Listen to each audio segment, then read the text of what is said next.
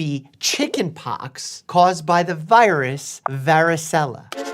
Oh, and they're itchy. That looks like chickenpox. You want to avoid scratching chickenpox because then what you can do is create a bacterial infection on top of the chickenpox. What is this pox of a chicken? Can we change smallpox and chickenpox away from using the word pox? I don't like pox. Pox. It actually sounds like what the sound a chicken makes. Look at all those chickens. Pox, pox. Well, a long time ago, a group of evil contaminated chickens escaped from jail Why did the chickens have to be in jail though? and started to break into children's houses where they pecked away, leaving huge, itchy pimples. And if you scratch them, you'll turn into an evil contaminated chicken. Why do you have to be evil? I guess because you're pecking at kids at night. Okay, fine. You know, they actually used to have chicken pox parties back in the day. They would gather the kids into a room when one had chicken pox and they would have them all get it at the same time. Because chicken pox in adulthood is much worse than it is when you're a child. I do not want to be an evil contaminated chicken. Who wants to be an evil contaminated chicken? Then don't scratch! Calamine lotion works great here. Dexter didn't eat his veggies. Is that a veggie or is that like a pine bush sitting on his thing? Ew. What? According to the taste bud sensor, there's a decrease in my vegetable area. In order to change this situation, I must alter my atomic DNA structure. This requires drastic measures. Dexter always is so extra. Like, doesn't like veggies, starts creating device to radiate his tongue to create a better sensation for peas. Decided to deploy a reasonable amount of gamma radiation, just enough to get the taste buds level. 5, 4, 3, 2, 1. Wants to eat veggies to decrease risk of cancer, creates device to make veggies taste better, ends up with cancer. We should create a meme. I never know why in cartoons, whenever there's radiation, they showed the x-rays. As if like we with our eyes can see through people when they're radiated. That's not how it works. There's been people who've been exposed to acute radiation poisoning, like those who are involved with like nuclear waste and Chernobyl and such. They might get really bad burns, but they don't become see-through. Dexter, you know, if you want to eat more veggies, you could just do the same thing that I did with Ryan Trahan when I donated $100,000 to him. I got Eat Your Veggies tattooed on his knee. I got Eat Your Veggies tattooed upside down because Dr. Mike was like, Ryan, you can't keep doing this. What, eating McDonald's every single day? Like, keep the lettuce on there at least. You can do that. Shout out Ryan Trahan. You know, there's something going on in your stomach region there. Oh, this is nothing. It's just Perry. Perry? Is that a teratoma? A tumor that has multiple different cell lines in it? By the way, when they open teratomas, sometimes they find hair, teeth, all these like weird pieces. Some people say it's like a retained twin. Yes, my adorable little space parasite. Oh, that's a space parasite. See, I don't know if that falls under the international classification of diseases that I've studied. Abnormal growths on the human body need to be investigated because anytime you have unusual abnormal growths, that means there's some kind of cellular division happening, and that could be a sign of cancer. Not necessarily saying everything's cancer, but if it's growing, it needs to be investigated. What are you doing? Apparently, I'm making friends. A parasitic relationship means that the thing that attaches to the host ends up harming the host for its own benefit. On the opposite end, a symbiotic relationship is when something attaches to the host and actually helps it and helps itself. Like those little birds that fly around the hippos. They're my favorite example of this. This is so great. Yeah, I love sharing my nutrients. I love how weak they make me feel. Why didn't I get a parasite years ago? You know what parasite freaks me out?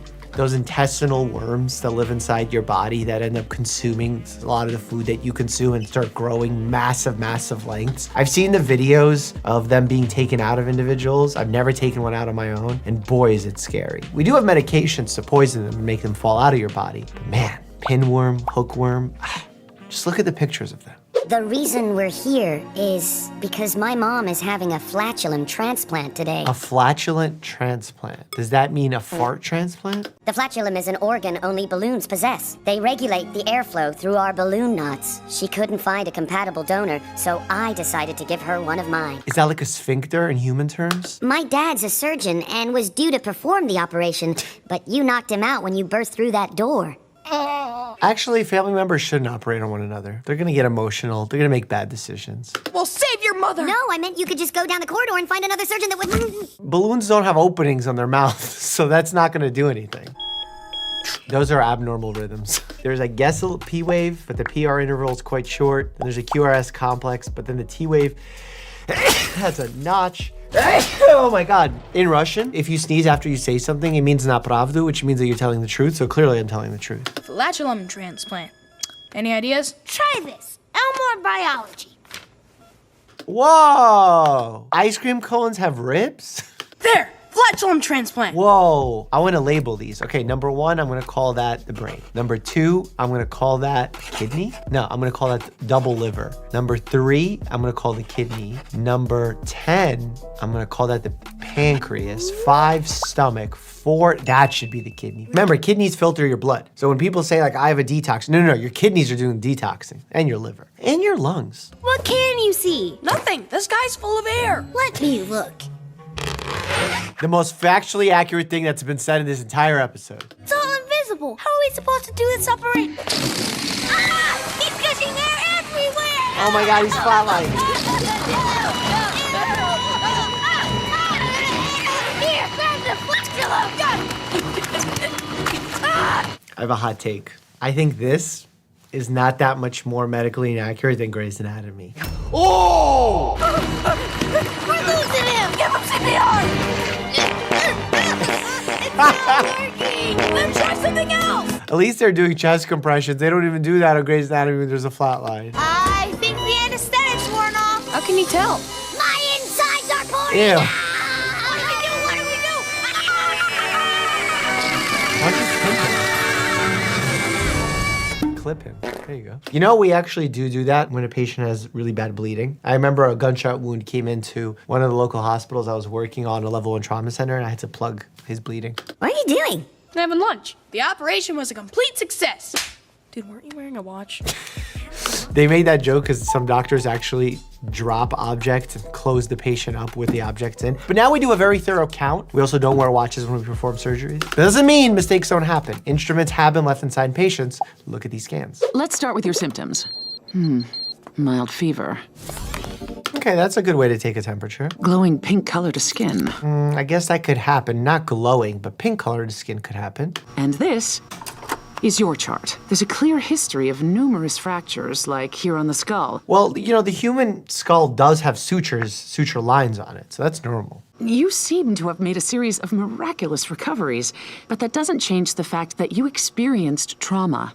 You've recovered physically, but have you recovered mentally? That's actually a good question, and I'm surprised Cartoon Network's talking about this. Adverse childhood experiences or childhood trauma can have a lasting impact on how your body responds to stress. Why is this so good and so accurate? It can affect your social, emotional, and physical development. Facts. When humans are in crisis, the brain releases the hormone cortisol. I wonder if your body is reacting to a gem equivalent of cortisol. Oh my God, this isn't a doctor at all. It's a fax machine. People? Hello, students! Well, if it ain't Florence Dorkendale and Nurse Twerpenstein. Oh, that got me. Eat smart, silly hat day Friday. Nurse Assistant Ed, it seems one of our students has yet to get his vaccination. Why are they trying to vaccinate Kevin only? Lucky for him, today's booster shot day. So the reason we give boosters is because when you give a regular vaccine, the immune system has a level of response, and some require multiple doses in order to keep that response up or to create a lasting response. So we call that a booster. It's no big deal, dude. It's just a dumb needle. He's experiencing some hyperperspiration there. That's quite concerning. Stick out your arm, you big baby. No way! Back off, man! And why does this shot have a golf club at the bottom? Where are you gonna insert that, champ? Hold it right there, mister. I I should have known you'd exploit. I've never seen a human being in the medical profession wear a white coat with a tie over it that is being held on by the ID tag. Out of all the ridiculous things we're about to see in this Ed, Ed, and Eddie clip, that's the most ridiculous. The nurse thanks you, Eddie. Oh, yeah? What for? For helping Kevin conquer his fear of needles by letting him witness the safe and easy administration of a real booster shot.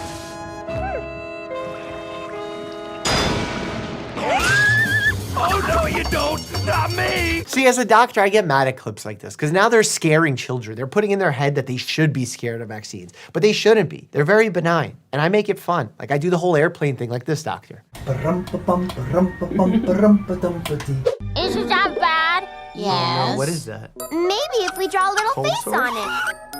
Pimple? No, still I don't know what I'm looking at. Is it on the eye? Is it a sty? Is it on the lip? I've got it under control. I looked online for natural remedies and I found this root. All I have to do is rub it on my face and it'll take the swelling down overnight. So you know what that could be? That could be a blocked salivary gland, and there could be a salivary gland stone. In those cases, we actually prescribe a patient to suck on lemon drops because that forces more secretion to come out. The treatment is called sialagogue. Sialagogue. But it doesn't need to be a drug, it could just be a lemon drop. Dude, that root did not help. It's worse than ever. What are those? Are those fingers? That reminds me of that clip of the guy looking at the shoes. What are those? What are those?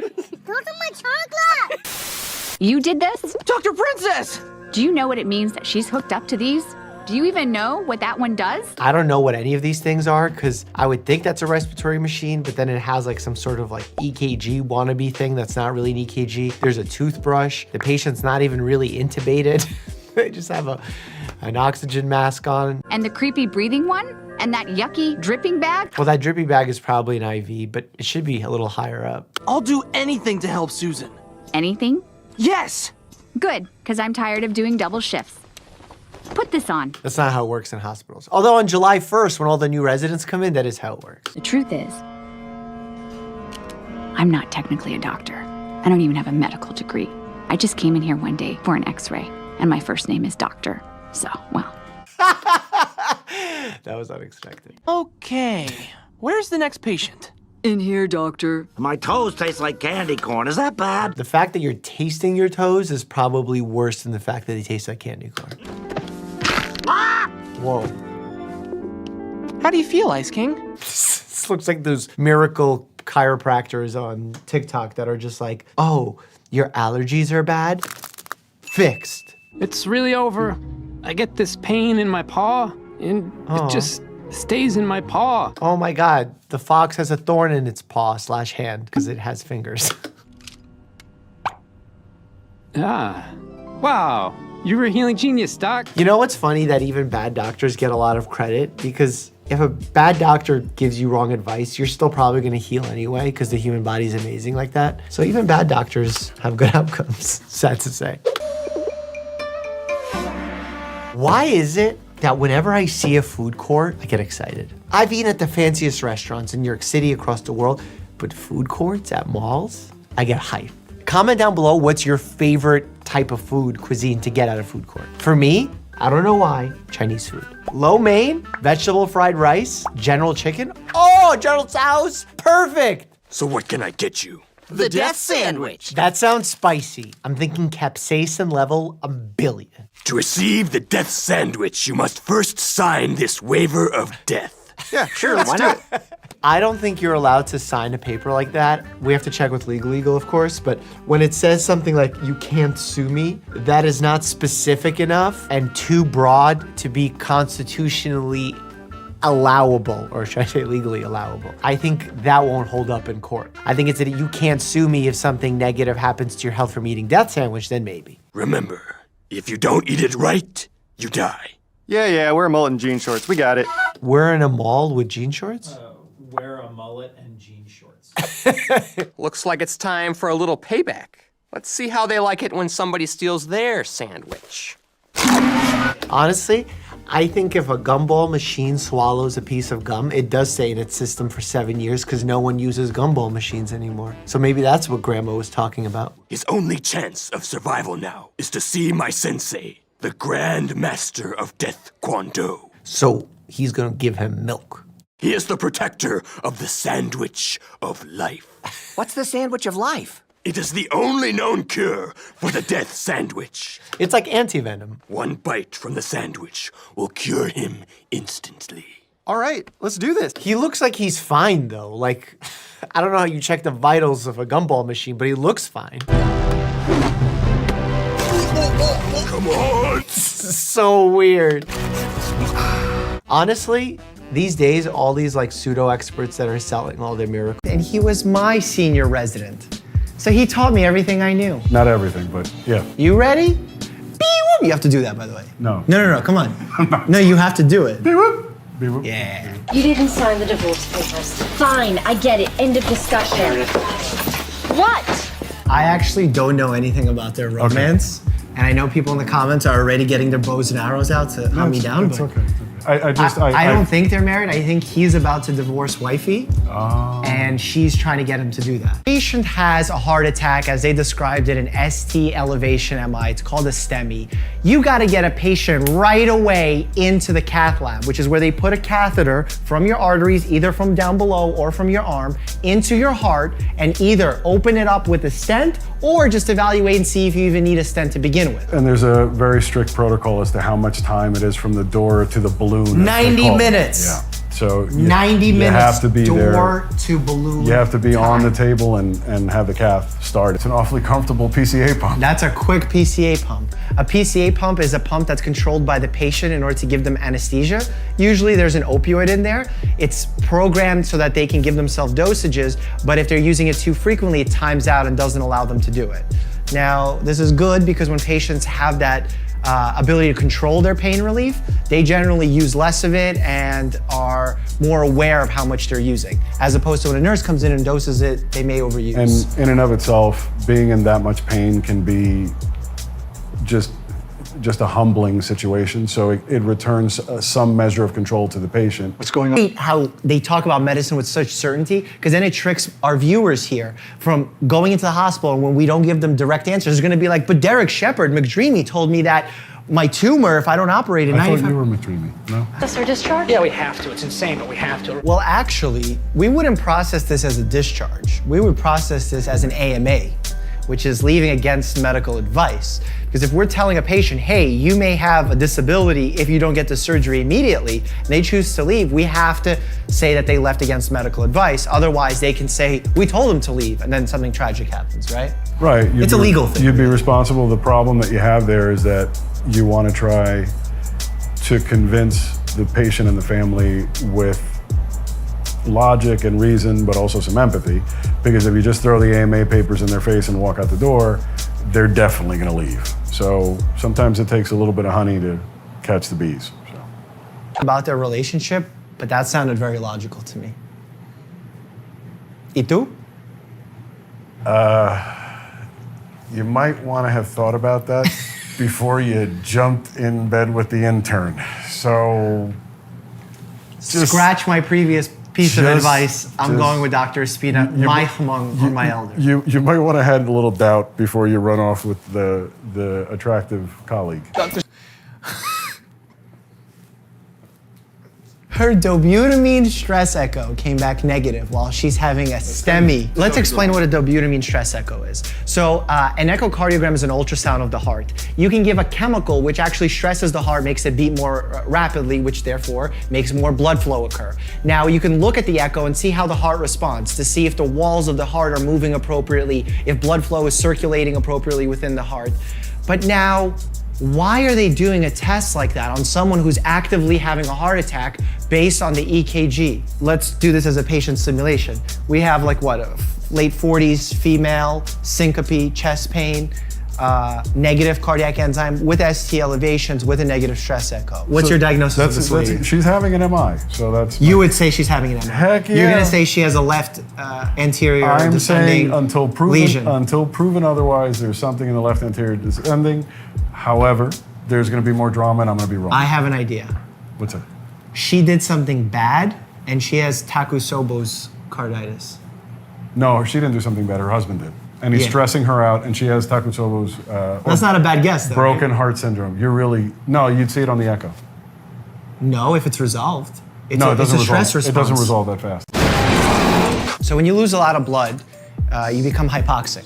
Your brain's not getting enough blood flow. When your brain doesn't get enough blood flow, it doesn't get enough oxygen. When your brain doesn't get enough oxygen, it starts saying crazy things. Like you're in the middle of an elevator that's stuck, bleeding out from your chest from a gunshot wound, and you say you want to go home. This show is really medically inaccurate, but it's hilarious. It is. It's funny. She has the porn guy. It's funny. Wouldn't have residency been much more fun if it was like this? We didn't have to operate in the elevators. We didn't have shaman.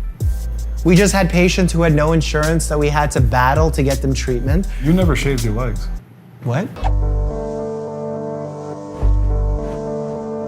What's wrong with that picture? There's open flame in a hospital.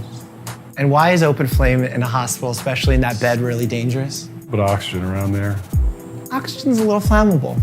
Well, it potentiates the fire, yeah. You have stress cardiomyopathy. Cardiomyopathy. Bravo, What is- Can you tell me Dr. what that Mike. is? I have an offer from Boston General. You took it to get away. We swore we'd never talk again about what we had together. This reminds me of The Notebook. You guys ever watched The Notebook? Romantic movie. I didn't see it. You didn't see it? No. We should watch it. Like a bro night. Yeah, no. It takes away his pain. See, the thing is, Henry takes away my pain. Humans are weird. All of us, myself included. Well, we're all unique, and again. Did you just use a synonym for weird? Yeah. In a more positive tone? Yeah. Usually you're the dark one. I am. I don't know. I'm in a good mood today. But yeah. Probably because of the porn. It must be the porn. Netflix documentary called The Game Changers. It's all the buzz in town. My patients are asking about it. You're asking about it. So I decided that I'm gonna make a video on the topic, but instead of overloading you with a ton of information, I decided to source 3 of the most popular questions that you have and 3 of the most popular questions that my patients have. And I'm gonna answer them within this video. Full disclosure, not only did I watch the entire documentary, but I also watched both episodes of the Joe Rogan podcast. The first where he had Chris Kresser on, essentially debunking the documentary, and then the second one where he brought in James Wilkes from the documentary to have a debate with Chris Kresser about those qualms. That's in total about 7 hours of footage. I watched it all. I wanted to make sure I came prepared to answer all of your questions. I want to start off this video by giving you my baseline thoughts on the subject going into watching the documentary so that you can be aware of my cognitive biases.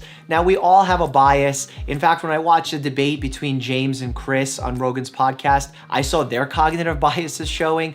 And I think if you're more aware of my cognitive biases and where I'm starting, my starting point is, you'll be able to make a better judgment as to whether or not the information I'm presenting you is accurate, or where it's coming from, and why I think what I do think. As a board-certified family medicine doctor who's done a lot of research on the subject, the recommendation I give most often to my patients is a whole foods, primarily plant-focused diet. Doesn't mean vegan. It means getting the majority of your calories from non-animal sources. But it also means it's okay to eat fish, meats, albeit red meat in moderation, and removing to the greatest extent possible processed meats. Now in this diet, you'll have a lot of fruits, vegetables, healthy fats like avocado, nuts, olive oil, things like that. It's actually quite close to the Mediterranean diet. We have to remember though, that nutrition advice should be really given on an individual level. So I don't recommend that to all my patients. That's sort of my general advice. And then we make little changes based on that person's body, their health, their conditions, and what they hope to achieve. So while I've never explicitly recommended the vegan diet to somebody, if a patient comes in and wants to, I make sure they do it to the best of their abilities. Supplementing, blood testing, and making sure they're planning to get the right macronutrients. Let's get into my thoughts before we jump into the questions. I'm really happy this documentary was made. It's debunking a lot of the myths we've been propagating for such a long period of time. Like, we need to eat a certain amount of meat in order to put on muscle. A lot of these have been proven to be untrue, and I'm happy that this documentary is putting it out there. In fact, I'm happy that we're discussing nutrition. we're actually learning about what constitutes good research, why we're so misled with the certain headlines that we see in media. I love that we're discussing this. I mean, this video, Rogan's video, the documentary itself, all the response videos, this is all healthy debate that we need to do more and more often in nutrition so that we can raise the bar on the type of research we're doing. We can actually make a meaningful impact on the future generations with nutrition research. That being said, the science of the documentary is pretty solid. All the facts are well stated. There's sources for everything that appear on screen. I love that. In fact, in a lot of my videos, I try and put links for further reading from major organizations like WHO, CDC, or if I'm referencing a specific study, I put that study in there as well. The one thing that I will say is I do feel it was made from an activist scientist standpoint. The reason I have to make that a point is they didn't present any counter arguments. And when you're making a documentary, I think it's in the documentary's best interest, if the documentary's interest is truth-seeking, to put all perspectives in there, at least the most common ones, so that we can, as viewers, decide for ourselves what's real, what's not. Now, the experts that they had in the film are credible experts. They're some of the leading experts in the world. But when you only have them speaking about it and no one else from the other side of this conversation, you're leaving a void in there, and it feels like it's been done intentionally from an activist standpoint. Now, I don't want to put blame on anybody or assume why that's being done. I just think that it would have been a more complete picture had we heard from the other side of the conversation about perhaps how much meat is healthy, is no meat healthy, and sort of get a little bit more details on that. Now, James Wilkes, who's the star and co-producer of the film, explicitly stated that his goal with the film wasn't to make everyone go vegan. It was to reduce the amount of animal products that they're taking. I love that goal. I think we should all be thinking about that, especially for the environment's sake. But what it feels like in watching this film and speaking to many people about it, my patients included, the vibe that everyone gets from watching it is that eating any amount of animal product is incredibly unhealthy.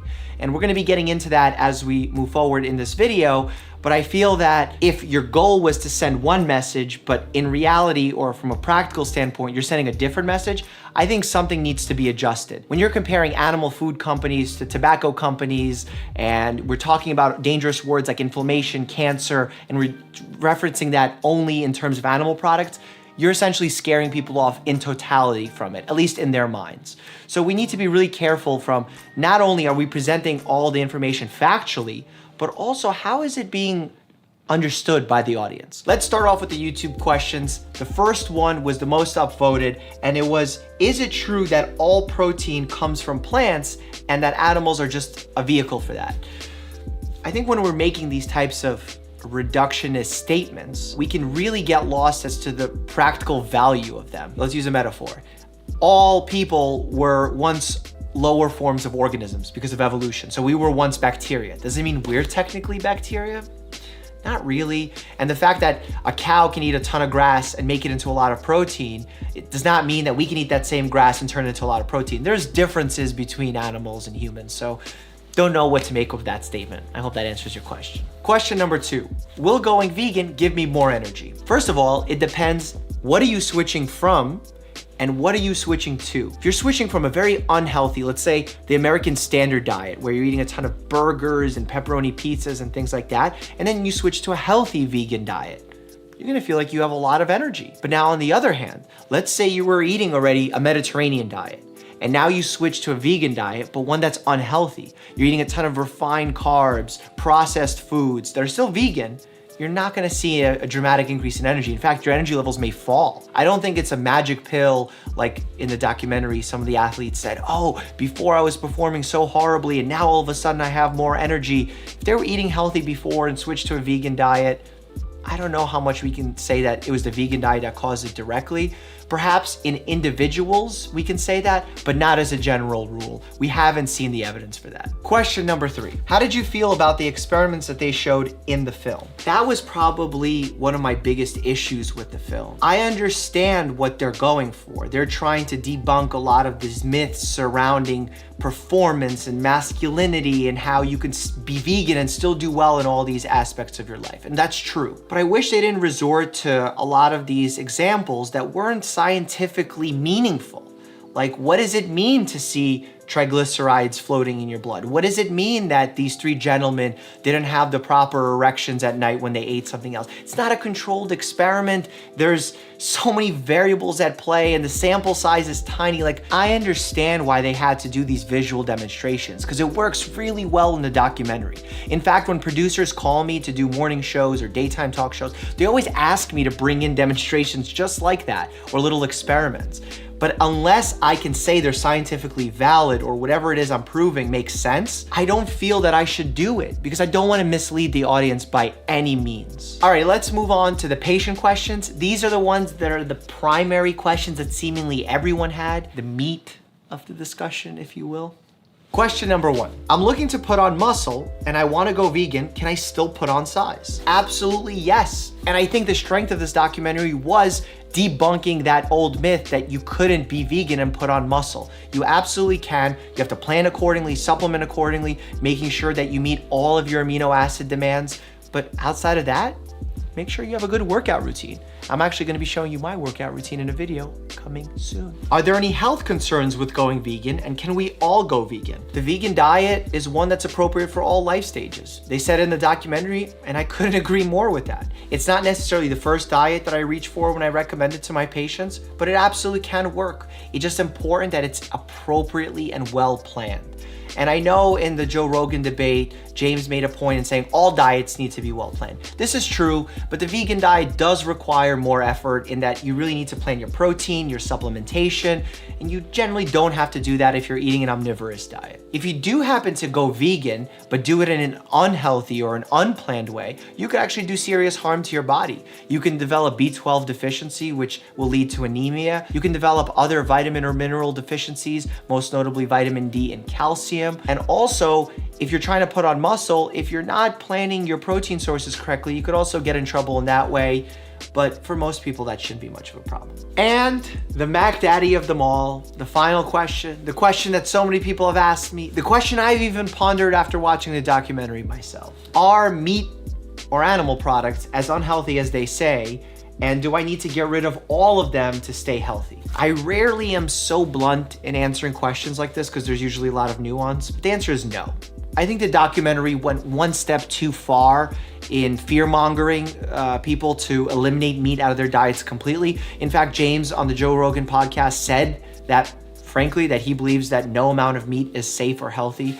I don't think that's the case. I don't think evidence has proven that to be the case. I think we just don't know enough. I think the research that we have is really flawed. We have industry-funded research, underfunded research, research that's done with questionnaires. My answer would be, if you're eating a healthy, whole foods, plant-focused diet and you eat some meat, I think that's a very healthy diet. I think eliminating meat completely is a personal choice. I don't think it's one that you normally have to make for your health, albeit nutrition is an individual thing, and if your doctor recommends that, there might be a different conversation for you. But there's one thing that I love about this documentary that I want all of us to take away from it. We should all reduce the amount of animal products we're eating. We're overeating calories as is, specifically animal products, processed animal products. We need to get this garbage out of our diet. It's one of the main reasons obesity is overflowing in the United States, in addition to refined carbs. So yes, we should lower our reliance on animal products. We should be eating more fruits and vegetables. And in fact, me doing Whole30 right now, one of the takeaways that I've gotten from this is that I should be eating more fruits and vegetables, and that I have been relying on getting all my protein specifically from animal sources. So this documentary did bring awareness to that, and I'm really proud of it for doing so. Just saying that we should remove all animal products completely, as James said, not a huge fan of that. I don't think there's evidence to back that up. I think when you compare a vegan diet to an American standard diet, it does an amazing job of overturning illness even. But when you compare a vegan diet to someone who's otherwise healthy and omnivorous, I've never really seen evidence to show that vegan diet is superior. And the interesting part about it is most, if not all, major organizations agree with that. James made a really big deal in the podcast saying how Chris Kresser's views on nutrition were not matching scientific consensus. Well, James' views aren't matching scientific consensus. I haven't seen any guidance from the WHO or CDC to say that we should not be eating animal products altogether. I've seen that they recommend we should increase our vegetable and fruit intake, decrease our processed food, refined carbs, our red meats, our processed meats, but to say to remove all animal products, just not scientific consensus. I want to leave you with some thoughts that I had about the Joe Rogan podcast where James Wilkes and Chris Kresser debated about the documentary. I know Joe Rogan framed this as a debate where Chris debunked the documentary, James saw that episode and was very upset about it, and he wanted them to sort of battle it out or duke it out with their information. I don't necessarily want to see a debate from these two gentlemen. I want to see a conversation. A debate is contentious. A debate is about winning. A conversation is about truth-seeking together. When I saw the debate devolve into personal attacks, I felt like that was a loss for me as a viewer. I think that these guys are so smart. They've done countless hours of research between them, and they can bring a lot to the conversation. And I think both of these gentlemen agreed more than they disagreed. And it didn't come off that way by the way they were talking with one another. It almost seemed like they disagreed on everything. It's not true. And I think their only real point of contention is, should you go 100% animal product free or go mostly animal product free? And I think that's such a minute difference that our research with the low quality that it is right now, I can't really tell which one of them is right. So I still say to my patients that they should eat a predominantly plant. Take out the branch. Can't take out the branch, you'll bleed out. That's good advice. You never want to take out any object that's inserted into you or gets impaled into you. Taking out the branch is a bad idea. If someone's bleeding out, the first thing you want to do is apply as much pressure as possible. If that's not working, you have to create a tourniquet. And a tourniquet can be made from anything. You can rip off a shirt sleeve and wrap it around the area. Just remember, you have to go closer to the body with the tourniquet from where the wound is. So for example, if the wound is right here, you want to put the tourniquet on here. I'm familiar with pacemakers and defibrillators and how to turn them off. There are reps on site within my hospital that we do call if there's a malfunction. I've never had a defibrillator that would shock a patient repeatedly over and over again. That's never happened to me. And I didn't know about the magnet trick. It's kind of cool. I need to look into that further because I guess this could happen to one of my patients. And if I have a magnet lying around, I should lie. Patients go wild like this. It happens, especially those under the influence of drugs, alcohol, that sort of thing. This is heavily underreported. Healthcare worker abuse, whether that's nurses, doctors, PAs, pharmacists, whoever it may be, get abused often, and often meaning more than it should. And it doesn't raise any headlines, it doesn't raise any alarms, but it needs to. We shouldn't have to have patients yelling at us and punching us and threatening us and throwing things down. Between doctors and administrators definitely exists. I wouldn't say it's this bad. Generally though, everyone has the patient's best interest at heart. Not everyone is so money hungry as they're making this gentleman out to be. They definitely think about profits more than they should, but I don't think they would ever put in jeopardy a child's life, especially a baby's life. The difficult part about being a hospital administrator is that you are constantly forced to make a decision. Let's say keeping the baby will cost you so much money. These types of losses will become larger and larger, and then the hospital will be forced to close down. You're hurting thousands of people, if not millions of people. I don't know how many people come to this hospital, but it's a tough decision. It's not an easy position to be in, so I don't envy that job. But like I always say, be a human first. Hospital administrator, doctor, whoever you are, human first. When you have a gunshot wound, taking out the bullet is not the most important aspect of treating someone, because just taking out the bullet doesn't stop the problem that's going on with the patient, and that's bleeding. So you need to control the bleeding, and in order to control the bleeding, you need to find the source of the bleeding. So pulling out the bullet is one step, but there's a lot of people that still have bullets even in them because we stopped the bleeding and there was no medical need to take. The problem with being too altruistic, and there is such thing as being too altruistic, is you become an idealist. And at times as a doctor, you can't become an idealist. You have to be rational, you have to be practical, you have to be quick thinking. If you constantly put your hospital in the red because you either overorder tests or you perform procedures that won't be covered by insurances, you can bankrupt the hospital system and force the hospital system to close and then hurt so many more people. In Atlantic Health System, Overlook Medical Center, where we have a fantastic charity care system, that if someone makes a small amount of money, is uninsured, they can almost be seen for free. I mean, some of the charges, like to see a doctor is like $10 or $5. They're very low. If you're ever faced with this dilemma, you don't have insurance, you think you should get checked out or you want to get checked out, it doesn't mean because you don't have insurance, nobody's gonna take care of you. Figure out a way to get seen. Talk to social workers, talk to government employees. There's usually a program that we can tap to get you the help. I agree here. In Afghanistan or in a war zone, you have no choice. If you don't act, this person dies. So even if you're not giving them the best quality care, you're doing the best that you can in that moment to save their life.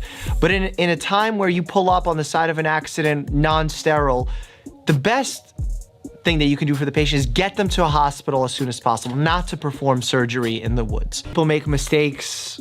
You have to treat everyone, whether or not they're a criminal, not a criminal. It's not your job to figure out who's right and who's wrong in each situation. As a doctor, you take the Hippocratic Oath for that exact reason. You will treat anybody regardless of their race, religion, criminal status, not criminal status, war criminal, not war criminal, everybody. You can't be deciding and playing God who you are and you aren't saving. Just take a nap.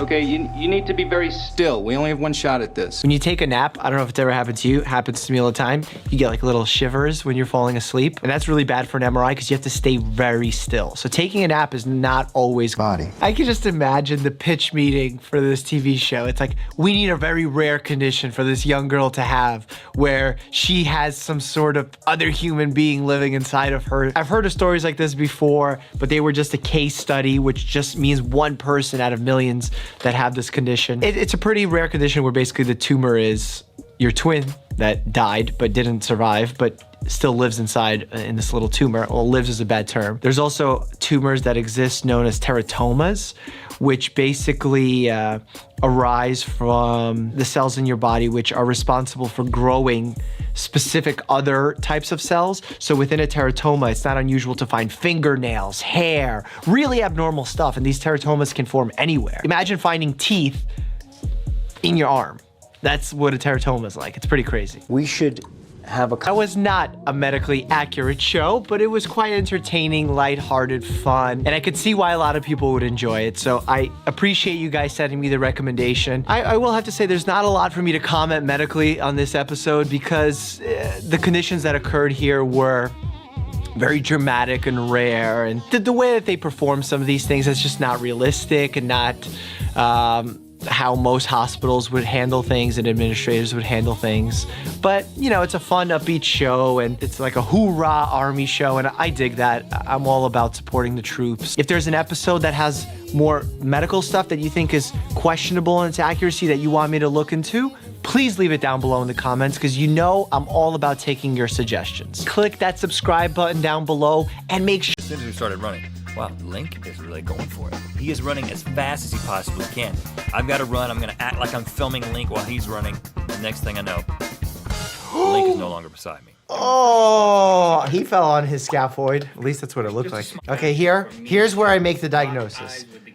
Good step. Never look away. Good step. That makes complete sense because the Good shot step. is so Oh, close up. jagged step. So he hit the bump. He falls on a left outstretched hand. Then he rolls. He does a tuck and roll, which is actually good. The tuck and roll actually is a momentum thing, so that's something they teach actually in parkour. He's gonna have road rash on his right arm, but his left wrist is likely or potentially broken here. I think I broke my elbow. Oh, elbow. Think it's really broken? No, I kind of jammed it. Oh. You messed up your side pretty good too, right? Oh, man. Look, there's a road rash on his arm, on his right side. Let me see if you can. Yeah, it's not broken. Yeah, it's just sprained. It just jammed it. How does he... They go, it's not broken. With the best medical advice. It's honestly the equivalent of watching some of these health gurus on YouTube be like, you have a headache? Take some salt shit. Like, wait, what? You didn't even examine me. How do you know that's why? Just take it. Okay, Red is going first, and Chase is going to be behind the pain wall, inflicting pain on a specific part of his body. Now, I'm going to be watching only his face react to the pain, and then I'll say where I felt the sensation to see if it matches up. How does that make sense? If it does, I get a point. At the end of this whole thing, this very scientific study, we'll know who is the better friend by who has the most points. You ready to get started? Is this like testing their friendship telekinesis? Give him the pain!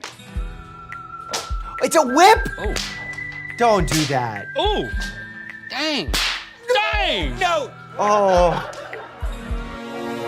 Oh! That's a real whip! That's not even a play whip! Right in there, just a little tickle, just a little whippy whip on the back left calf. Really? Yeah. It was my booty. Yeah, you're not gonna be able to tell. If I go second, No way, they're tasing one another? No, come on, we know that that's not good. I wish they would do this with themselves on the floor because it could actually paralyze and stun your muscles temporarily. So one of the biggest dangers of tasers is hitting your head on the floor from a fall. Oh, that looks so bad. See? I told you he was gonna fall. Did that hurt? Yeah, it hurt like crazy. Most tasers these days, to have a cardiac issue, unless you're already predisposed to a cardiac issue, are very rarely causing cardiac injury. They're more so causing muscular injury or the injury from the fall, or skin injury. My front tire, I think it just took a really hard, boom, right turn, right when it hit this divot, wham. And then it just flew forward. Tossed me. Yeah. I would say it slammed me more than tossed me Ouch. over the right side of the bike. My forward momentum took me over, and it happened so fast that I did not have time to get my right hand off the handlebar. Isn't it amazing how humans have this natural reaction to always protect themselves with non-vital structures? Like when we fall, no matter what, we put our hands out. That's like automatic. You're not even thinking about it. I was diving and my right shoulder was the first thing was hit. Does he have a clavicular injury? And so the first thing that hit was the top of my right Feels like shoulder. a clavicle injury, Bam! collarbone. Into the ground. The clavicle is broken, like right towards the end of it. So remember, when we talk about injuries and trying to understand what the injuries are, the way he explained it was very good because I was able to deduct that it's a clavicle injury without knowing this whole story. And that's because the mechanism of injury is largely what's allowing us as doctors to understand what's happening. Okay, we are here in Santa Monica at the Cryo Zone to test out the hottest new trend of cryotherapy. Now that I've turned 40, I'm looking for anything to give me a reason to keep going. Maybe this will be it. That's sad. That's not sad. That's actually everyone who's aging. Everyone wants to turn back the clock. We're all seeking the fountain of youth. And I promise cryotherapy isn't the answer. The claims that they make at these cryotherapy centers are absolutely ridiculous. None of it's backed up by evidence. So there will be a tendency for the machines to lower the blood pressure. So we are checking for very low blood pressure right now. Wow, 141 over 75. So it's a little high, but that's good. It's not good, and it's also incorrect because you took it as he's talking. He just walked in. He hasn't sat for 5 minutes. In fact, taking blood pressure the incorrect way leads to so many false diagnoses of hypertension. You need to know that when you're performing a blood pressure check, just because you have a high reading doesn't mean the person automatically is diagnosed with hypertension. It requires a little bit more than that. So there is a waiver. I'll go over a few of those. There is a waiver. If you die, ain't our fault. It'll take about 30 seconds to reach the temperature it wants you to climb in at. What temperature is that? Negative 60 degrees. Negative 60 degrees? Just about when you're entering, yeah. And then what does it get down to? It'll get down to negative 167 for your first time. How is that possible and how is that safe? The thing is, you're going into this minus 167 degree chamber. Don't you want to know why you're going into this chamber? We tested it and we saw that it may help with perception of pain, but then it doesn't really change anything about the function of the injuries. Then we tried to see, does it help with conditions of arthritis? It performs the same as putting like an ice pack on your arm. So why are you paying hundreds of dollars for a session like this and going into such extremes, putting your body into an extreme situation? It's an extreme that is largely unnecessary. I don't feel like I should be in charge of getting in. You're in now, buddy. The FDA actually put out a warning saying there is nothing that this is medically useful for. Like there are no FDA approved uses for this thing. And it doesn't mean that not everything that doesn't have an FDA approved use doesn't work, but this thing especially doesn't work. Because they make it sound like it's a medical device. Just the beginning. It'll take about 90 seconds to reach its peak temperature. And I don't know if you noticed, the hype around cryotherapy has really dropped and it has changed to cold water plunges. Because what these researchers figured out was that you don't need to get the benefits of cold at minus 167 when your body runs at 98.6. You can get the same benefits going in a 40-degree bath. And then they realize they can't make money telling you that, so then they start selling you the bath as if their plunge thing is cooler than your actual bathtub. Just run the cool water. 4, 3, Take me out. 2, and you are all done. Great job. My nipples have never been this hard. Your belly's turning red too. Yeah, the reason why you get flushed after exposure to cold, the same thing happens when you put on an ice pack, is that your body goes to rewarm the area. So that flushing is normal. Like initially, we thought the reason to ice a sprain was to decrease the amount of blood flow going to the area, which would decrease edema, decrease swelling. And then we realized when you remove the ice pack, even more blood goes to that area. Maybe the benefit was that more blood was going to the area, not the fact that we shunted blood away for 15 minutes. In fact, there is debate in the medical community if icing is even valuable after a sprain. I feel no pain at all. I didn't feel any pain before I got in there either. They should have just edited that out. I guarantee you this place that he's going to is gonna use that as a reel for their promo and say, I don't feel any pain at all afterwards. I don't even feel like I ever need to wear clothes again. Not appropriate. What this has done for me is it's shown me that the only thing a human needs is skin. We don't need clothes. We can just be people with skin. Skin is clothes. Skin is clothes should be a tagline on one of their merch. What is happening? What am I watching? Is he just dropping Orbeez on his face? That's the thing? I was about to say, I'm worried about one of those going in his mouth. Are they edible? What's in an Orbeez? My ear felt. Cut the music! Cut the music! Cut the music! I can picture one of these gentlemen ending up in my office and being like, I got something in my ear. I'm like, oh, did you lose a piece of the Q-tip in there? Because you shouldn't have been using that. And they're like, nah, I got an Orbeez. I got an Orbeez in my left ear! I can't get it out! Now don't push on the straw. Suck gently now. Oh, this is so awkward. Oh, why did you blow? I didn't blow. Did you blow? No, I sucked, man. You know what's funny? There's like this little snot sucker that we use for pediatric patients that the mom can use, and it actually filters the snot or something, or catches the snot. Here's a video of it if you haven't seen it. You know what? I actually I do think it came out. But the problem is they're getting all this water and fluid inside the ear. If they don't get it out well, you could develop something known as otitis externa, also known as swimmer's ear, where you get a nasty infection of the canal inside your ear, which is very painful. Like if you press on this area or you pull on this, it's so painful that you really need treatment for it, which are usually antibacterial drops or a combination of antibacterial and steroidal drops. Not fun. And people get this obviously from swimming, but also from washing their hair, dyeing their hair, swimming in Orbeez.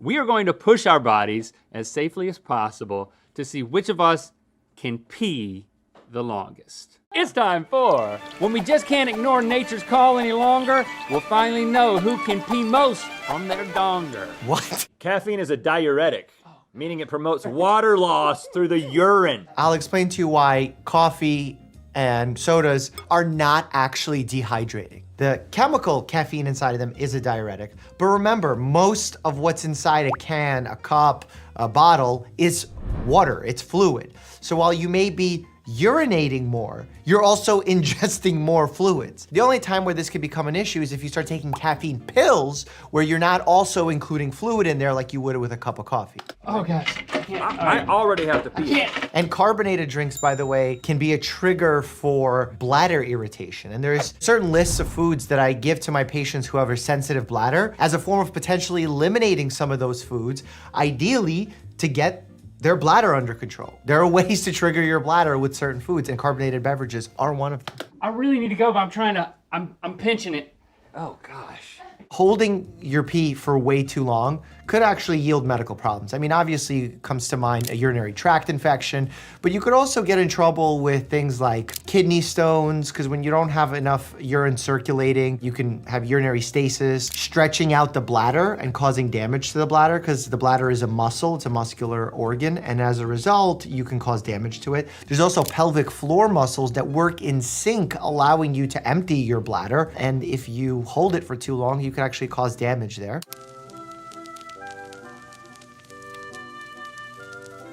That was absolutely. How long was that? That was 2 minutes, 56 seconds. That was. What? How long did he hold it? That's dangerous.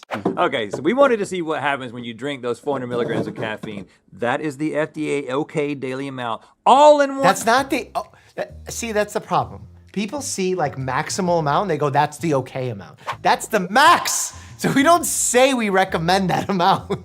People go right to the max. How will that affect the human body, the human mind? I could tell you it's gonna cause palpitations, a feeling of anxiety, nervousness, fidgety, muscle aches, maybe a little delirium if you have enough. Now you may be thinking, I drink like at least 5 of those when I'm like going through my games of a night. What? When I'm gaming or whatever it is. Well, listen, you have a problem. Okay. You do have a problem.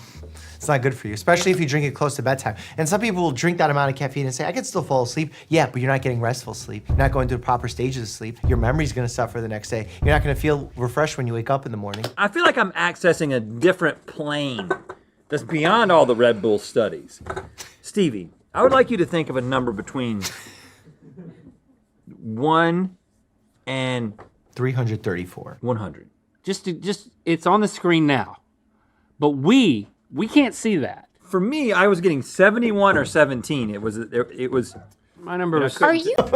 That's funny. Get it? Because organ donor, but this isn't Oregon donor. Is it Oregon or Oregon? It's spelled Oregon. See, it's Oregon, but is it Oregon or origami? Origami. And Oregon. Oregon. That didn't clear up anything for me. Doctor, I've been bitten by a wolf. Where? No, just a normal. Oh, that's good. That's a nasty bug you got there.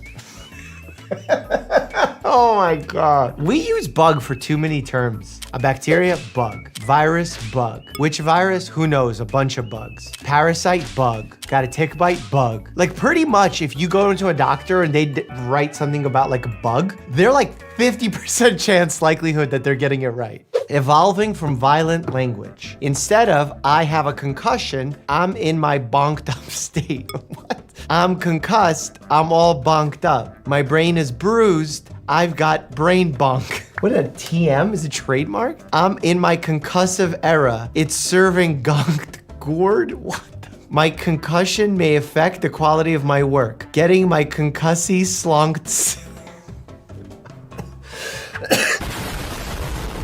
Person has an allergic reaction. Dr. Mike, after all, why not? Why shouldn't I talk about when I see someone on a plane? All right, I'll stop telling the story. But how often is it that you watch Grey's Anatomy and you see all these emergencies happen midair, and then it happens to you and you don't have the tools and you have to MacGyver it? I mean, come on, that's a cool story. Me after watching 5-minute craft video.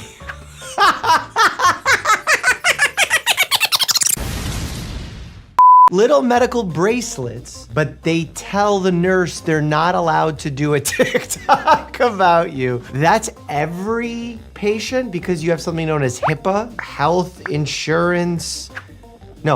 Information Patient Privacy Portability Act.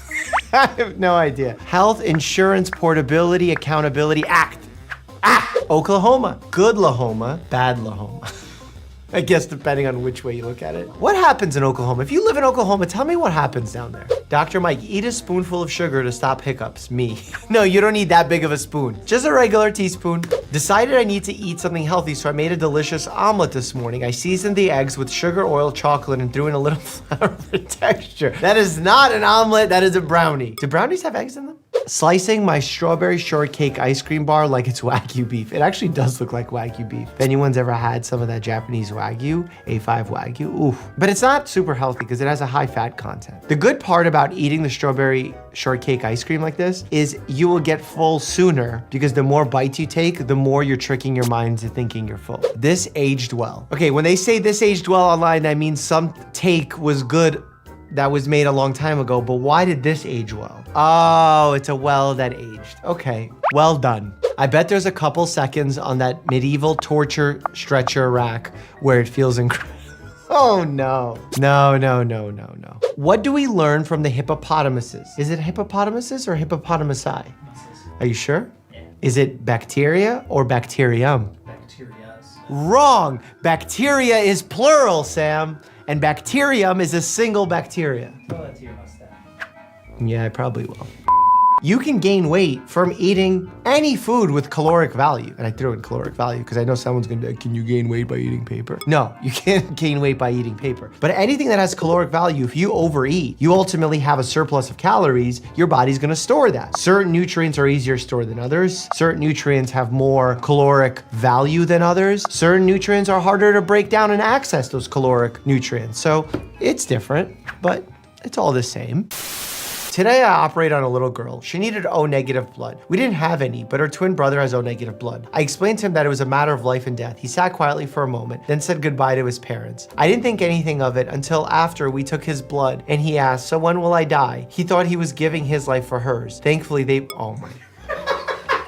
I was gonna pop out my lower lip and say, I feel bamboozled.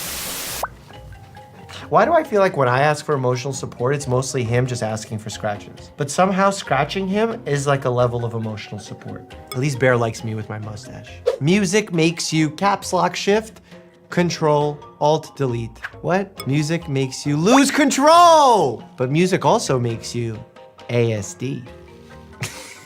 ZXC. Wow, you're looking kinda ASXC. Croc enthusiasts can now buy mini Crocs that attach to their regular sized Crocs so they can wear more Crocs. I need to know the obsession of Crocs in healthcare. I understand that they're comfortable. I understand they're easy to slip on, they're easy to clean. They have holes. Fluids go in those holes. Sharps go in those holes. These are not medically appropriate shoes. Goose bumps. Do geese have, is it goose or geese? Geese. What about a male goose? A goose. Female goose? Goose. Sure? Yeah. What about a goose? Vintage ice cream scooper, very good condition. Was cleaning out garage, I found this antique ice cream scooper. This needs to be cleaned. That is not antique. Maybe you could say a little retro, but that is a speculum that goes inside the female genitalia to check out the vaginal canal and possibly the cervix. A teenager at work asked me if I was old enough to have seen a PlayStation 2 in real life. And if anyone needs me, I will quietly be walking into the sea. Oh my God. I collected money for PlayStation 2 inside a Pokemon tin can, which included quarters, $50, and singles that my grandpa gave me for doing little things around the house. And then we went and I paid with that change at KB Toys, which I believe is bankrupt now. I thought I was so cool because the only game I could afford was Tekken. I don't feel well. Okay, breathe in, Kirby. Sharon, send in my next patient. Back to the memes and my mustache in just a second, but first I want to thank Audible for sponsoring this video. September is my favorite time of year to try something new. Something about the end of summer vacation and the start of a new school year always inspires me to start a new chapter myself. That's why I started listening to Bad Advice by Dr. Paul Offit on Audible, which I'm loving not only because Dr. Paul Offit has been on the channel, but also he does a great job explaining why celebrities and activists aren't your best source for health information. You should seriously check it out. And Audible doesn't just have great titles like that, but they have podcasts or their exclusive words and music series from people like Snoop Dogg, John Legend, or even Tenacious D. New members can get a free trial too, so to get started, just visit audible.com/Dr. Mike. Remember, doctor is spelled out, or text Dr. Mike to 500-500. All right, let's get back to the memes and the mustache. Man shares picture before and after liver transplant. Why did the child become darker and yellow? Oh, did he take the child's liver? Oh, that's mean. Don't say that, come on now. By the way, jaundice is a thing that happens when you have a failing liver because it messes with your bile metabolism. Bacteria, viruses, parasites, cancer cells, immune system, a peanut. Yeah, for real. Sometimes our immune systems overreact to things that aren't dangerous, but also immune systems are wonderful, wonderful. Thank your immune system right now because you're surrounded by germs, by bugs, by cancer cells, and your immune system is taking care of all that without you even thinking about it. Women love telling you to wash your water bottle. It gets clean every time I fill it, babe. Not necessarily, new backwash into it. I can't begin to tell you the amount of disgusting bacteria that we all have in our mouths, that if you let sit in a used water bottle, how fast it grows. Oh, it's like a petri dish in there after a while. Nobody, nurses and lab techs. Every time I walk by one of my nurses or phlebotomists, they go, Mike, nice veins. I'm like, you ain't getting any blood out of these, Dracula. Dr. Mike watches 5-minute crafts health hacks. Dr. Mike's brain cells. Honestly, I should sue. Not because they put medical misinformation out there. Maybe someone else can sue them for that. I should sue them for the medical damage that they did to my neurologic system after watching those videos, which by the way, they'll link down below. I'm here, I'm queer, and my joint pain is moderate to severe. Yeah. Joint pain sucks. And you know what's really bad about joint pain? Is we have to oftentimes figure out what the cause is, and it's not always evident. Sometimes it could be something as simple as the way we sit unergonomically at work, or it could be something more severe like an autoimmune condition, as an example, rheumatoid arthritis. Macaroni and cheese beer, double cheese IPA. Hey, you know what's hilarious? I just went to see MKBHD, Marquez Brownlee, big tech YouTuber if you don't know, the biggest probably, play Ultimate Frisbee because he's a professional Frisbee player. I should say it's the American Ultimate Disc League. He won in the playoffs, which was really cool. I got to say hi to him. Here's a photo of us. But there was a dude drinking IPA in front of me, and it was like citrus, melon, and peach mango. I'm like, how many fruits can you put in a beer before it's no longer a beer and it's a juice drink with alcohol? Come on, that's cheating. A wise doctor once wrote a prescription for penicillin because they were concerned about a penicillin allergy, but they knew 90% of patients who think they have penicillin allergy actually don't. Why is this funny? I can read this. I thought you could. Thanks for translating. Yeah, no problem, man. Save money by buying the lenses and not the frames. Honestly, the frame whole thing is ridiculous. And I don't know if this applies to eyeglasses. I know it applies to sunglasses. It's run by like 1 or 2 organizations that have a monopoly on worldwide frame distribution. And it's so shady. There's like really good videos on the topic. Morning, want to sleep. Afternoon, dying to sleep. Night, can't sleep. This happens so often. Not everybody. I can't put everyone in this category because some people do suffer with true insomnia for a myriad of reasons. But so many of us are at fault for our inability to fall asleep at night. A lot of it has to do with what's within our control. Not taking long naps during the day, not drinking caffeine close to bedtime. Stop taking pre-workout at 7 p.m. when you come home from work tired, you wanna go to the gym. It has a ton of caffeine. It's gonna be in your system. It's gonna make it hard to fall asleep. Then you get anxious, then you get angry, then it ruins your mental state. Then your blood pressure goes up. And that's how heart disease happens. How men shower. Deep scrub, water will get it. Yeah, you should definitely get your feet because that's where fungi live. Most people will, at some point, especially if you're athletes, will develop athlete's foot or maybe onychomycosis, which is a fungal nail infection. And those are hard to get rid of. You know, to treat one of those, topical things don't usually work well and it takes 6 to 12 months to heal even if you do use it. And then if it fails, it's like 50-50. Then you have to do oral treatment, and oral treatment you not only have to do for 12 weeks, but in the middle you have to get blood work done. Actually, before and the middle, get blood work done to make sure your liver is not inflamed because these medications long-term can inflame your liver. Clean your foots. You know how I got these scars? Oh my God, I've caught myself with those. For those who don't know, those are icy pops. They're not great for you. Artificial colors galore, a lot of sugar added galore. If you have them every now and then, probably not the end of the world. But when you open them, you have to like tear it open and it creates these really fine, sharp edges that when you suck on the icy pop, it ends up cutting your mouth. Kind of wish I had one of those right now to cut this mustache off that Sam forced me to wear throughout this video. New version of Operation just has players use essential oils instead of performing a medical procedure. Honestly, instead of like body parts in there, you should just be able to deposit little crystals. Oh, you have appendicitis? Here's a little jade crystal. Oh, you like to be more fertile? Here's a jade egg courtesy of Goop. Real thing that happened, by the way. One bite of this chip would kill a 15th century peasant instantly. Why? Have we developed superpowers that they didn't have in the 15th century? And why a peasant only? What, would royalty be immune to Doritos Cooler Ranch? Every time I eat Doritos, and this is not factually accurate, I feel like I'm eating poison. But it tastes so good. And it probably isn't poison. It's just not an ideal food to eat often. Med school be like, identify the nerve. Oh my God. Here's a picture of what cadavers' bodies look like when we have to identify nerves. And you're gonna see how similar it is to this picture. It's really, really hard. I would go in and when you would learn the nerves, you'd be like, oh, these are really clean, I get it. But when they remove all the other landmarks and there's only one nerve pin, it's really hard to identify where you are in the body. What can be smooth, but also rough? The endoplasmic reticulum? I knew it! I didn't even read it, I swear! Wait, why is this funny? I think the first comment is someone trying to be sensual. But the whole time I thought endoplasmic reticulum. What also can be smooth and rough? I know. A Brazilian jiu-jitsu fighter. They're smooth. They're also rough. Someone with eye drops puts eye drops, eyes drop. Okay, at least I followed along that one. Okay. By the way, we overuse Visine because Visine, what it does is it vasoconstricts the arteries in our eyes, and that's not always good because if your eyes are vasodilated, meaning the blood vessels within your eye, that might be for a reason, and just forcing them to close shut may not be ideal. In fact, I know Dr. Glockenflocken is not a huge fan of Visine. It's one of his greatest fears, or so he told me in our interview. Didn't you say you hate Visine so much and it's like your biggest fear? It is. I might have said that. I do hate Visine more than anything else in the world. Yeah, I had to save a gentleman's life on a transatlantic flight. A cat, a cat scan. Touche. A cat in a cat scan. A cat can scan. A cat can scat a cat in a cat scan.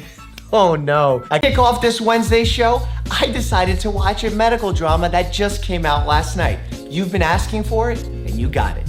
New Amsterdam. Let's go. Dr. Bloom, she's dead. No pulse. Media savvy. This is something I have to reevaluate sometimes. Like, how much time am I spending practicing medicine versus doing media and social media? I think it is important to do media as long as you're doing it the right way, because you can deliver a very meaningful health message to millions of people instead of the 30, 40 that you may see in your office.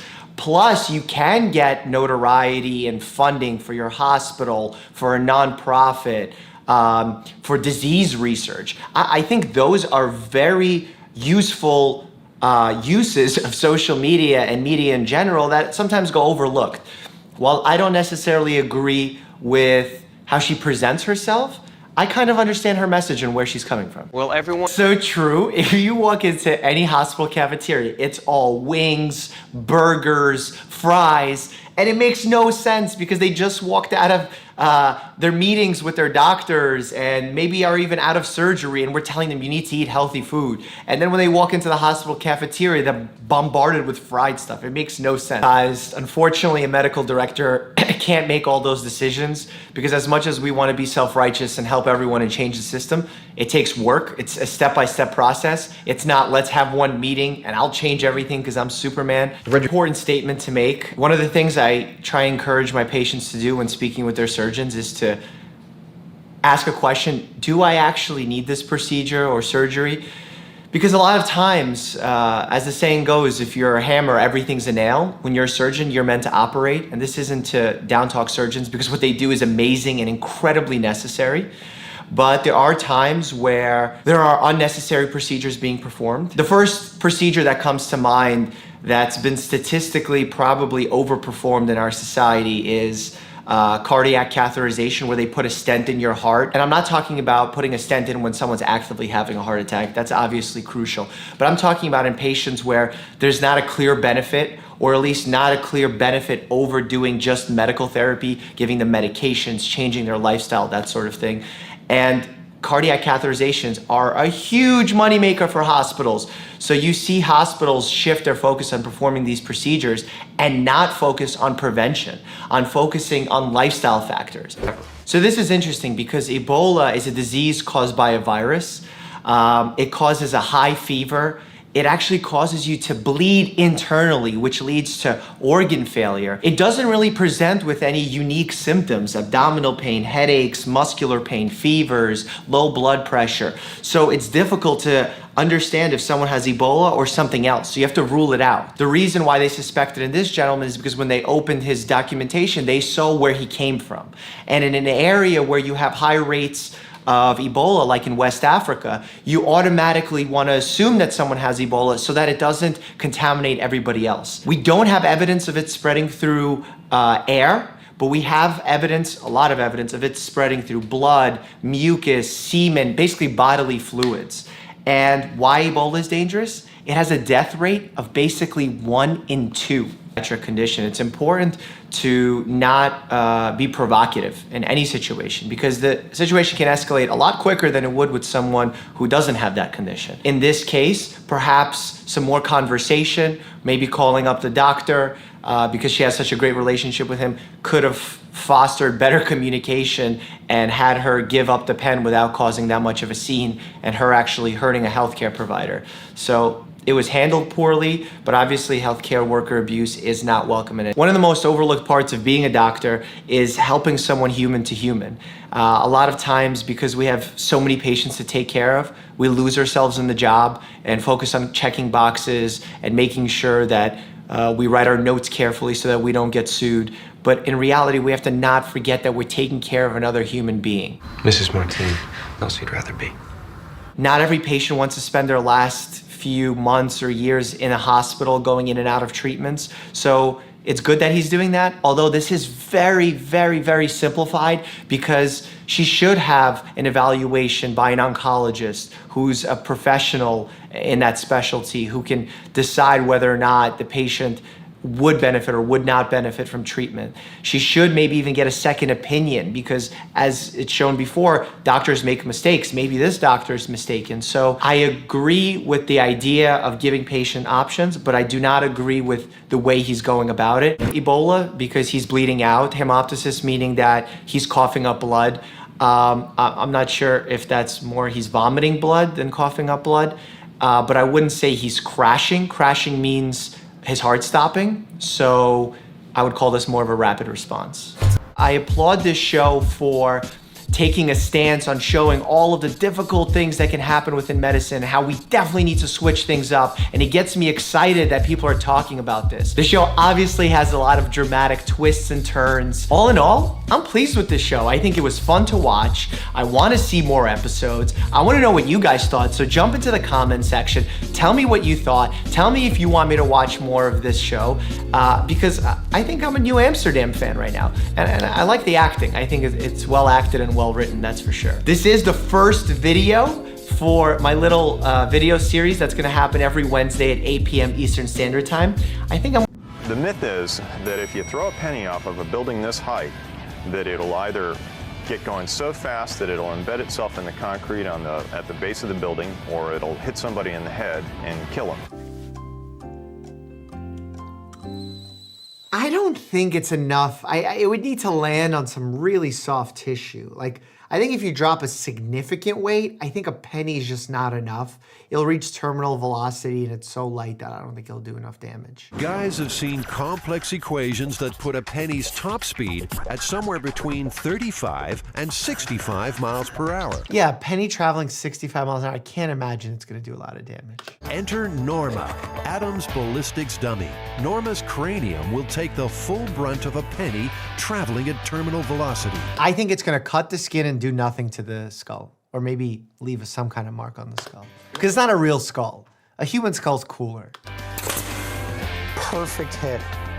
Lights off. Yep. The penny broke through the thin layer of ballistics gel, but the skull is intact. Yeah! Yeah, myth busted, baby. You know how many shots I took to this dome? 8 'em. Are you ready for this? We're just about to do the most requested myth ever in the history of Mythbusters. Ever? That if you sneeze with your eyes open, your eyes will pop out of your head and roll across the floor. See, I was gonna say very true, but they wouldn't roll across the floor.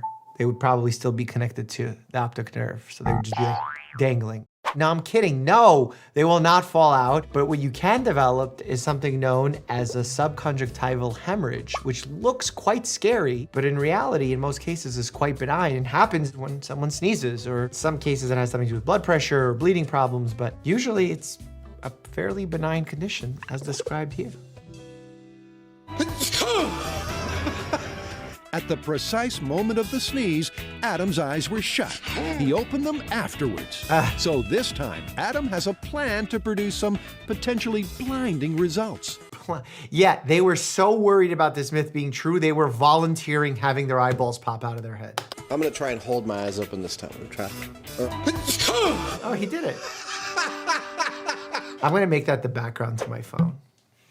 No bulging or eye popping in sight. This one is totally busted. Do you know how much internal pressure you build up when you're like wrestling or vomiting or trying to lift a really heavy object? it probably pales in comparison to what happens during a mild sneeze. Carrie, Grant, and Tori find out if a shock from a defibrillator will burn. It's not a correct way to describe a defibrillator. It's almost the opposite because it's supposed to stop your heart. I think that was going to be myth busted. I mean, maybe for nipple piercings. I think the underwire bra won't impact anything though. Why not just get an AED? Oh, because it's not going to shock. An AED actually evaluates the rhythm and tells you if it's a shockable rhythm. Remember that when you shock a patient through a defibrillator, the goal is to get them out of a bad rhythm that has stopped the heart. So ideally, you're trying to jump stop the heart and then have it naturally restart. Touching the metal with the defibrillator handles. We got a burn! Yep, the sparks fly. Yeah, look, she's touching it. You would put the pads clear on the chest. So it's not true. No, it's not. I mean, it's plausible in the sense that you could put a tool onto a piece of metal, but that's not the same as it traveling across the skin to the metal. I actually spent a lot of time on this channel busting some myths of my own. Another one that needs busting is the myth that Grammarly is only useful as a spelling and grammar checker. In fact, it's a powerful AI writing partner. It works where you work, so you can craft quality writing quicker across different platforms. No more copying and pasting, unlike other AI tools. After using the free version for years, I've upgraded to Grammarly Pro, which has some awesome new features. Strategic suggestions is definitely one of my faves, because that actually helps me improve my writing. You see, once I finish writing, I can ask Grammarly to give it a review and suggest ways to make my writing more impactful and clearer. Some of my medical scripts do come out pretty dense and complicated, so Grammarly helps me make them easier to understand. The real increase in my speed has come from app actions, which lets me share a script I'm working on with my producer Sam, all from the body of the email itself. In the past, I had to switch between all sorts of tabs to collaborate with him, but now I use app actions to save us a ton of time. 96% of Grammarly users report that Grammarly helps them craft more impactful writing, and I'm no different. Click the link below to sign up for free and then upgrade to Grammarly Pro to level up your productivity. All right, let's get back to those myths. What if the elevator you're riding suddenly plummets down the shaft? Can a well-timed leap of faith save your skin? The Mythbusters need to drop an elevator down a shaft. Just before it hits bottom, the test subject will jump in the air. They'll measure his speed to see if he's avoided what seems certain death. I think the answer is not true, so it's going to be busted because it's going to be near impossible to jump at the correct time. Because while you're falling, you won't be able to push off at the right time. I don't know, maybe I'm wrong. I need to figure out how to make Buster jump. I think I'm going to have to use some kind of spring because I don't want to go for the gunpowder. Good news for Buster, a kind of turbocharged pogo stick. Yeah, I don't know about you, but I don't have a turbocharged pogo stick installed into my pelvis. Another thing I never thought I'd say on this channel. Just add it to the list for every time I've said that. You know, we're gonna search the transcriptions of all our videos and make a compilation of that. 4, 3, 2. How many stories was that? The overhead camera shows Buster's pogo stick launched right on cue. But did it save him? His head's gone. We've got an arm. I believe this is more damage than we've ever done to Buster in one myth before. I think what you should do is you should probably spread out as much. That's probably not good either. But if you spread your weight out as much as possible, I feel like you might have better outcomes. Although you could probably absorb a lot of weight with your knees bent also. I don't know. The elevator and Buster were falling at 53 miles an hour. Buster jumped up at 3 feet per second, or 2 miles an hour. Enough to hit the roof, but he still hit the ground at a fatal 51 miles an hour. Yeah, I don't care how good of a jumper you are. You're not, at 53 miles an hour free fall, you're not, I don't care how good of an athlete you are. Allow me to demonstrate. Ow! Question. Did swearing make that hurt less? Does swearing increase your tolerance to pain? I would probably, like if I'm venturing to say placebo effect, thinking positively and saying nice things would allow you to increase your tolerance to pain. Almost the opposite of this. So I would say myth busted. Because like if you were to put your hand in ice water, it's very uncomfortable, and you were to say nice things to me, made me feel good, I could stay longer in the ice water than if you were to roast me. And I assume that if I'm saying nice things, like saying nice thoughts, almost like hypnotizing myself, as we've seen with an episode with Dr. David Spiegel on the Checkup podcast, you could make yourself feel better, therefore feel less pain. But I do see swearing as a form of coping where maybe you could extend, but I think saying positive things will be even better. First, the control, where they pre-select ordinary words to scream out when it hurts. Okay, donut, Fudge. blueberry.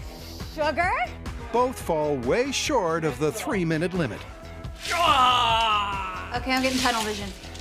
I really can't last that long. Pain is so subjective. There's so many things that factor into it. This is why you don't do N of 1 trials. When you experiment only on yourself in one moment of time, there's gonna be so much bias that you won't know if you got a good, adequate response that is generalizable to the rest of the world. I figure I'm gonna do the editors a favor for this myth and actually make a piece of headgear which blurs my mouth for them. Then all they have to do is a bleep. Initiating the curse-proof tool.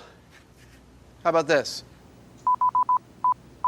I need that for this channel. Carrie steps up. Yeah, like seeing this experiment, is it the fact that she's wearing the mask that is allowing her to last longer? That's how we approach scientific research. We look at the different variables that are being changed. They think it's only the words that are being changed, but it's not just the words. It's their relationship to the words. It's what they're thinking about while they're saying the words. It's what they're wearing when they're saying the words. It could be the response of the cameraman to her saying the words. Like the fact that when she curses, maybe the cameraman hears it, laughs, and that encourages her to keep her hand in. You see, this is how we question our own research. It actually seems to be working as Carrie goes on to beat the clock. Because she's laughing and so are the people around her. Shouting obscenities compared to non-cuss words actually increased on average their tolerance to pain by a whopping 30%. But you don't know why. You can't claim causation here. No, I can't say confirmed. I could say pattern confirmed, but to say that it's causal, you can't infer that from 4 people while there's so many unaccounted variables. The myth that sunscreen can make you vulnerable to bursting into flames.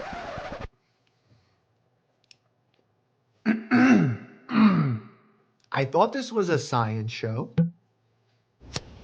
3, 2, 1. Not flammable. Nope. Are they gonna spray an aerosol can and see that it shoots fire and say that it's flammable? Wow. Technically, you can also catch on fire. So like, does that mean you're flammable? I don't understand. It's like clothing increases your risk of catching on fire because clothes can catch on fire. Yeah, living organic matter is flammable and can catch on fire. That should be the end of this episode. Can't get sunburnt. No, no sunburn for you. Oh, oh, oh. Hey, we caught him on fire. Oh my God, you dunked your arm in a flame and it caught on fire because I was launching an accelerant at it as the flame was touching you. We actually were able to get the fire to jump from the barbecue through the mist. It did not jump! You made it go there!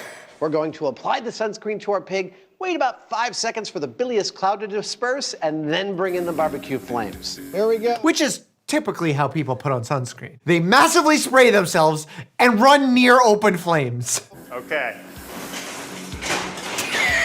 When are we even doing this? On fire. Is he on fire? The pig is on fire! Yes! We've lit the pig on fire! This is disturbing. This is worse than my saw. Miss Swanson, we just got your results in and we need to get you into surgery immediately. Doctor, I was just fine this morning. Look, there's not a lot of time to explain. There's plenty of time to explain. Any doctor that tells you that, unless you're actively bleeding out or having a heart attack and you see 1 million people rushing around you, there's time to explain. This is what the surgery's gonna cost. What? There's no time to explain why you need surgery, but let's chat financials. Now, we looked into your insurance and they are not gonna cover it. So you're gonna have to pay for this out of pocket. We don't bring bills to patients who need life or death surgery. It just doesn't work that way. We do have programs for those who live below the poverty line for the government to help subsidize their care. We also have charitable resources for things like this. Like my hospital has a charity care system in place for this. No one's bringing you a bill for life or death surgery right before and saying, oh, if you can't pay it, bye. 14B. Here we go.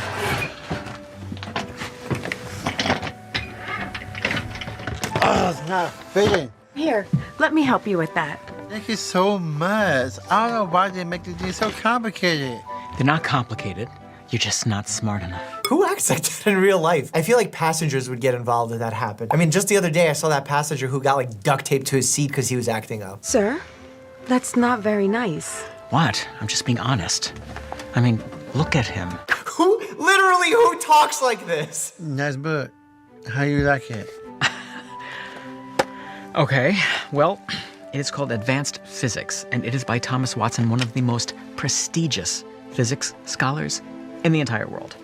And I would explain it to you, but I don't think you're smart enough to get it. Individuals who are diagnosed with Down syndrome definitely have their fair share of troubles with other people in society because people are not always nice and they're not always understanding. A lot of times that comes from ignorance. Sometimes it's ignorance that is by choice, where they don't want to learn about certain conditions. And Down syndrome is actually one of the most common chromosomal abnormalities, and it's really a diverse set of phenotypes that result from these type of chromosomal abnormalities. That book is even better. The next chapter. What are you talking about? How would you know? Because I am Thomas Watson. Every person diagnosed with Down syndrome has their own unique abilities and can thrive in society. It's just sometimes they need more help than others in certain instances, whether it's occupational therapy, physical therapy, behavioral therapy. Some don't need that at all. Some perhaps need extra medical screenings for certain conditions like diabetes or gastrointestinal illnesses. But to judge someone simply because of the way that they look, you're gonna be wrong and you're setting up yourself and that person for failure. Just turn your quiz towards me, okay? And I'll copy the answers. No. That'll be cheating. Fine. Compared to the exam. Ow! Are you all right? No, my stomach, it really hurts. Did you eat something bad? Maybe. I'm allergic to peanuts. They might have been in something I ate. Oh! Oh, in that case, you better go to the nurse's office. But I don't want to miss your quiz. It's okay. Your health is way more important. I feel like kids do this all the time. As a teacher, you can't assume that children are lying, because the first time that you assume that that's the case is gonna be the time the child is actually really sick and something bad happens. All right, everyone, we're doing 1 mile today. What? Are you crazy? That's way too far. Could do 2 miles. Let's go, follow my lead. Hey, your shoelace. Oh, thanks. Actually, I've got an idea. Oscar-nominated fall. My ankle, I think I twisted it. Shoelace is untied. It's probably how you fell. Can you put any pressure on it? I don't know, let me try. Barely. If you aren't able to bear weight immediately after an ankle injury, based on the Ottawa ankle rules, you need an x-ray. He twisted his ankle on our run today. Looks like he's feeling better, though. Mm-hmm. He told me he had a stomachache this morning, so he couldn't take the pop quiz. There's actually a medical term for this called malingering. It's not the first thing I think about when patients do come in, but sometimes they come in asking for prescriptions they don't need, days off of work, disability insurance, disability placards.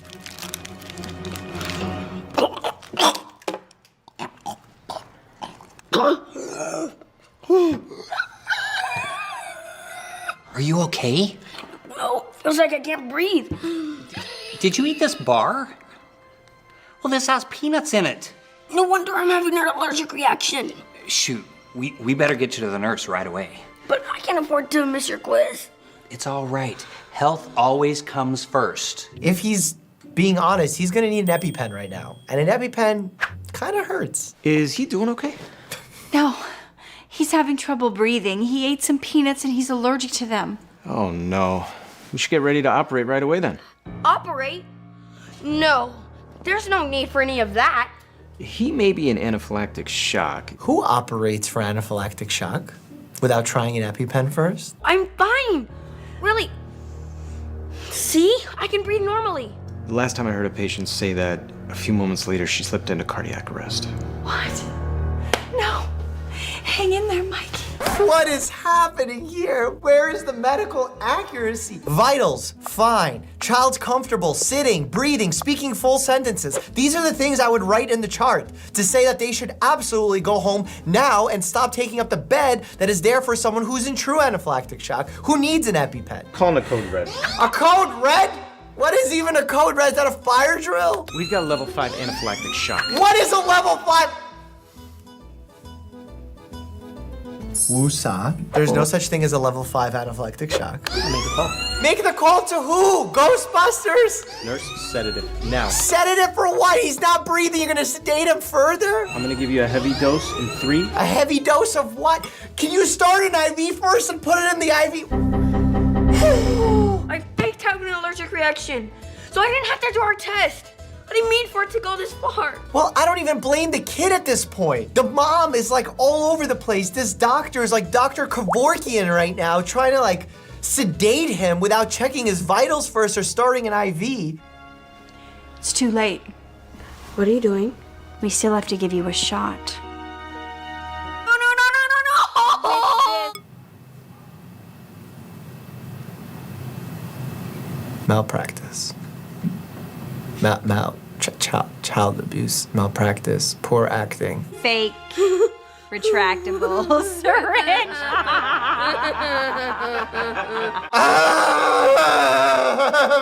What did I just watch? Do you know how busy hospitals are? It's not real. None of it is. We just got all of the hospital staff and this bed for you because we're all so wealthy and have unlimited health care here. Aren't you happy? Not even the siren. That's not even hooked up to anything. We knew you were faking it all along. Thanks for all your help. And sorry to all the patients who may have died while we were doing this play acting thing. You are in big trouble, but we'll deal with that when you get home. I need a break after that. The teacher just leaves the classroom. The doctor sets up a fake scenario. They get fake medical equipment. They hit a button on the thing that makes the alarm go off, but it's not connected to... What in the actual F is going on? Look, we picked up your cake for your birthday. We even got... Oh! My cake! I'm so sorry. I didn't mean to. I just lost my balance. This is all your fault. If you didn't have that stupid lip, none of this would have happened. Hey, what happened? The cake spilled? Who cares this much about cake? Why did you have to transfer him to my school, huh? I don't want anyone to know he's my brother. It's embarrassing. I wish I had a normal sibling. Is everything okay with her? Like, as a doctor, clearly I know that she's acting out. Is it family troubles? She being mistreated or bullied at school? A lot of times as humans, we displace our anger on especially people who are closest to us because we feel most comfortable with them and they're the ones most likely to forgive us. Like, remember, mental health is equally important as physical health. There's a lot of other potential reasons for things to be happening. That's a prime example of charitable thinking. We need to do that more often. When the two of you were little, you'd play together outside all the time. This is so dramatic. You ran out into the street and you didn't see a car that was coming. It almost hit you, but your brother saved you. He pushed you out of the way, getting hit by the car himself, almost sacrificing his own life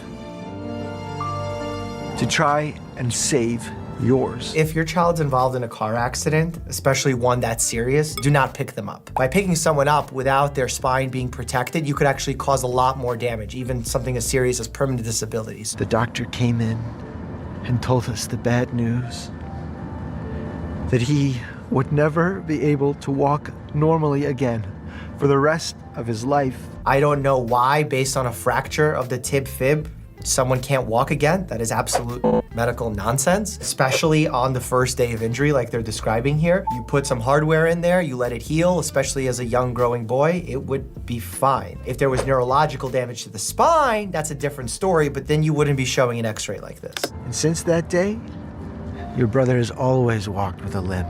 It's different walking with a limp versus walking with the type of crutches that he has, the supportive crutches. Medically and physically, this is a little bit inaccurate here. Hello. I think you should vote.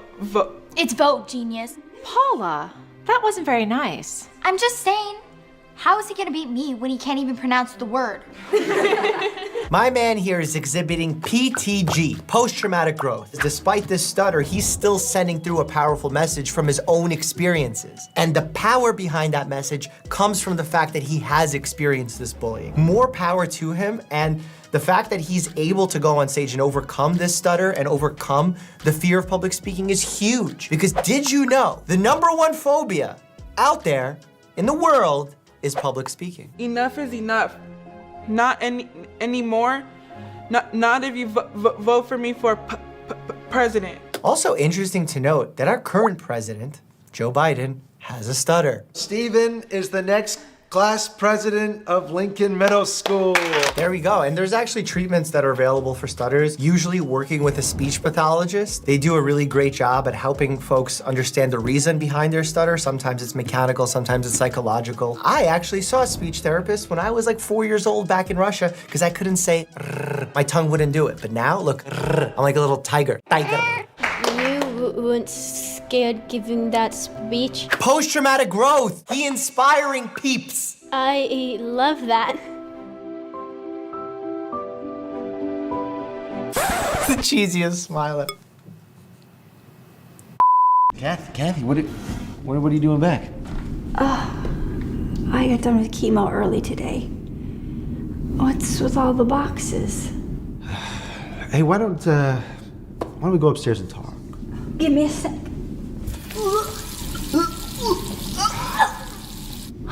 I'm trying to be strong, but it's like this chemo is taking the life out of me. The only good thing I have in my life right now is you. Chemo takes a huge toll on your body. It obviously depends what type of chemotherapy you're getting. A lot of times chemotherapy is partnered with radiation, sometimes surgical treatments. Remember, the purpose of chemotherapy is to destroy the cells that are cancerous. But we don't have a perfect chemotherapy that only targets the cancerous cells. There's also healthy cells that sometimes suffer as a result of the chemotherapy, thereby making you feel terrible, nauseous, losing your hair, fatigue, bone pain. I've seen this firsthand in my family with my mom because she went through chemotherapy, she went through a stem cell transplant, and I've seen how difficult that whole journey is. Like, it is not easy. Losing your sense of self as a person, when you start losing your hair, you start changing the way you look, changing the way you feel. Your sense of humor sometimes goes away. And that's why it's so important to have a good family structure and support structure in place, because without that, it's very easy to lose yourself and go down to a dark spiral. I've been seeing Jess. Look, you're sick, and it doesn't look like you're gonna get any better, so... God, this is the most savage line. What about what you said to me when you found out I had cancer? First of all, no one delivers cancer news through a letter. I even call back our patients and ask them to come back to the office for like a basic STI result, let alone cancer. That's a serious conversation. And a lot of times these conversations are had multiple times because the first time a conversation is had, the patient's not even comprehending or listening because they're so upset. Eric goes on and starts his new life with Jess.